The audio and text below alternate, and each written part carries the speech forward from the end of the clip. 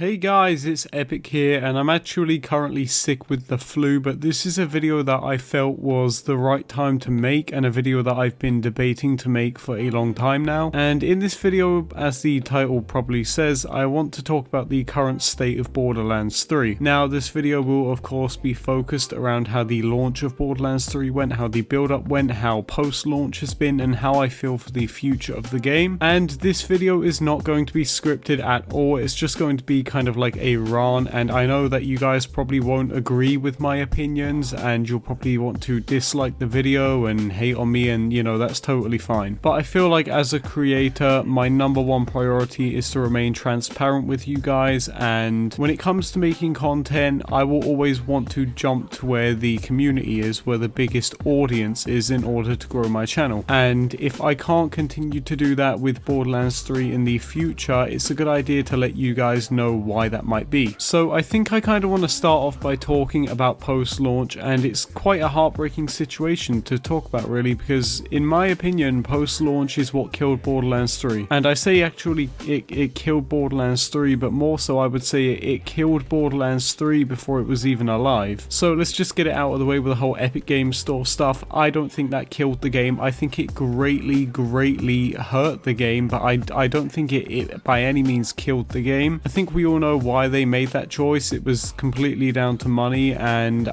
you know, there's people getting really hurt over it. There's still people that have boycotted the game and they're still waiting for the Steam release. I'm just not on that same page. For me personally, I couldn't care less where I get my games. I really think it sucks that you couldn't get it on Steam, and I can see why people would be angry. But for me personally, it wouldn't make me want to boycott the game. However, I could see how people are extremely angry, and I have spoke out against it myself in the past. We also had the scandals about Randy Pitchford and the underage girls and the USB drive and stealing money from the company, and honestly I think that was more fire fuel towards Randy. Honestly, it did bring a little bit of traction into BL3's lifespan, but it's again nothing too major in my opinion. And then obviously we also had all of the stuff with Submato, and you know, I don't think we need to go into that. You guys probably already know what happened there with Take-Two. I think out of everything, that and the Epic Store exclusivity is what greatly hurt Borderlands 3. It also kind of bugged me how Gearbox have partnered up with so many of these creators to show early gameplay off. I just honestly felt like what we did see at first was great, and when they were showing off little snippets of gameplay, it was great, and it honestly kind of ruined the experience when you saw like, you know, 10 hours worth of new gameplay being shared by all of these creators. So many YouTube creators were uploading legendary weapon guides and showing off all the legendaries in the game before anyone had gotten their hands on them, and it really just ruined the surprise of discovering them for yourself. And while yes, you could totally say, well, you know, you can just discover them for yourself and not watch their videos,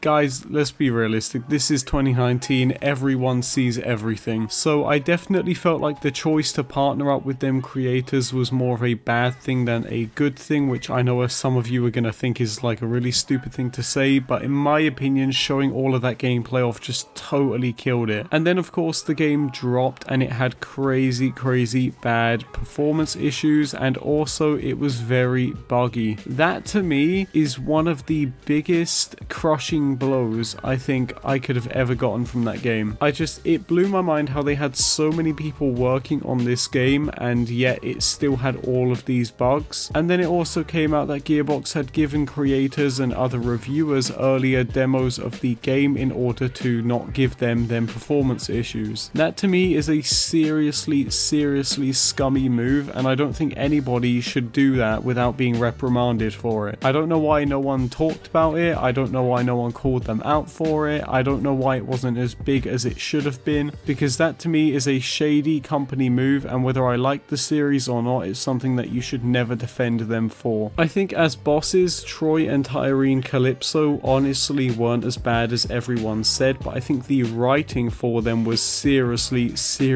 just abysmal. I think when you have these two threatening figures, and especially when Tyrene has this crazy good power and you've got that sibling rivalry there, it's just a slap in the face to make them seem goofy. I honestly thought towards the end of the game Tyrene was becoming a really big big threat, almost on the levels of Handsome Jack, just because of the power she wielded. And I also thought Troy was going to become more powerful as well, but again, it was just an anticlimactic boss fight with him dying. And the shock ending with Tyreen becoming the Destroyer, I thought it was really cool. I honestly popped when I heard that the Destroyer was coming back. It was awesome. It was something I speculated, but I was seriously disappointed and underwhelmed when I saw just the size of the Destroyer. It just made little sense to me, and in my opinion, I would put that down to them being lazy and not really knowing what to do with a full-size Destroyer boss fight. Story-wise though, I thought the game was well structured, well planned out. I loved the chaptering system like Borderlands 2. I loved that the story was kind of like the Crimson Raiders. I feel like there were some characters in the game that didn't need to be there and were only there to add more, dramatic feelings to the story, which only ended up aggravating people more. I think the whole Typhon-Delian thing should have been just a little piece of lore there and maybe revealed in future DLC. While he was funny, I felt like he just made the game way too deep and strayed way too far away from the Borderlands feel. I loved the way that you could actually go inside of vaults and actually fight these vault monsters. It was actually amazing and something I've always wanted. And I will say I did get tired of all of the returning characters, and I hope that they would move away from that from Borderlands 2, but the returning characters weren't written that bad. I want to talk about the guns as well, specifically because I feel like every single gun in this game looks the exact same, and it really bugs me. They look super futuristic, they look very bland, and I know people do think they look cool. I just disagree personally. I feel like they've tried to go too high tech with the new engine and tried to make everything a little bit too intense. I also feel like the cell shading is way too hard on the eyes this time around, but it's something that you kind of adapt to, but something I can always see a difference in from Borderlands 2. And while we're comparing stuff to Borderlands 2, I thought it was a foolish decision to launch without dedicated loot sources for at least 70% of every legendary in the game. I think when you literally know that fans love to farm bosses, it's seriously just a stupid move not to have that in the game at launch. And speaking of launch, I think launching the game without an end game invincible like Terramorphous was just a crazy stupid idea. And yes, of course, I am talking about Correlax the Invincible. I thought they should have had like a little mini quest to open the door, but we now know obviously that it is future content. And honestly, that's a huge bummer. I think especially with all the gaps they have between DLCs, it's just super boring farming the same bosses over and over again for every little bit of loot in the game because they don't have them dedicated loot sources. And moving on to the thing that you guys are probably going to be ranting about yourselves is the nerfs and buffs to certain things in the game. I know that you guys are not going to agree with this, and that is totally fine, but I don't think the nerfs were a bad thing at all. In fact, I think they were needed. In fact, I don't even think Gearbox should have come out and been as transparent as they were with the community regarding these nerfs. I think it would have less affected the lifeline of this game a lot more if they just didn't say anything about them. I think when you put something on a piece of paper and let people read it, it looks a lot worse than what it actually is when you're the one holding the pencil. And I think the nerfs were a clear example of that, and I think Gearbox has really learnt their lesson there. Another thing for me as well is like they made the legendaries way too easy to get, and then when they fixed it, people complained.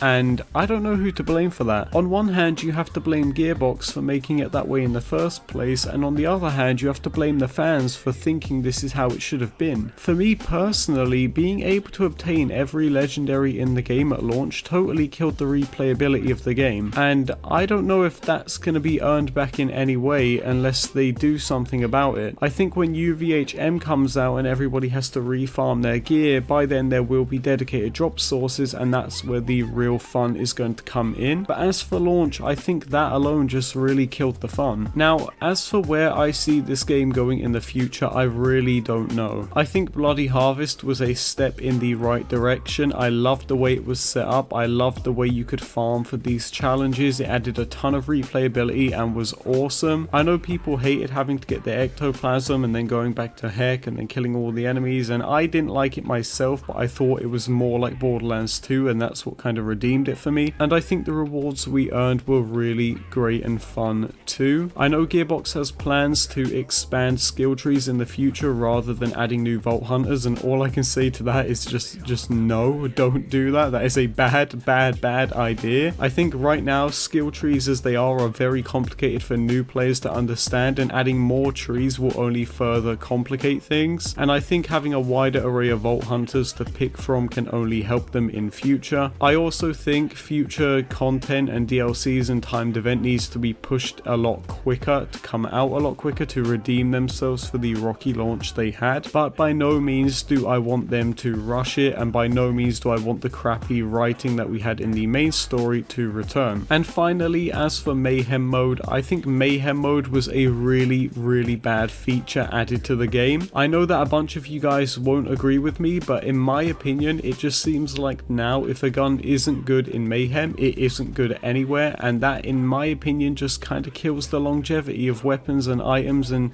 just the game in general. And that was always going to happen when you added a new meta to the game, especially at launch. I think if they wanted Mayhem levels, they should have added them further on down the line, because right now we're sitting in a meta which is very similar to OP levels in BL2. As for the future of the game, I honestly don't know what it holds. I think the updates in November and dedicated loot sources and of course the Maliwan takedown will really show us just how great this game can be, and I am very excited for that to happen. Anyway guys, that is going to do it for this video. I just wanted to have a little rant about the game, and I wanted to do a review on the game after launch, but I thought it was a bad idea and I couldn't properly voice how I felt about the game, and even in this video I didn't properly voice that either. There are still some things I hate and love about the game, and if this video gets enough support then maybe I will make a follow-up in the future. But right now guys, as you know, I am very sick and I actually have the flu, so I don't know when I'll be doing that. But I just want to say thank you guys for watching and all of your support, as well as the channel members support, CookedKiwi and Valventin. But with that being said guys, as always, thank you for watching and I hope you have a very nice day.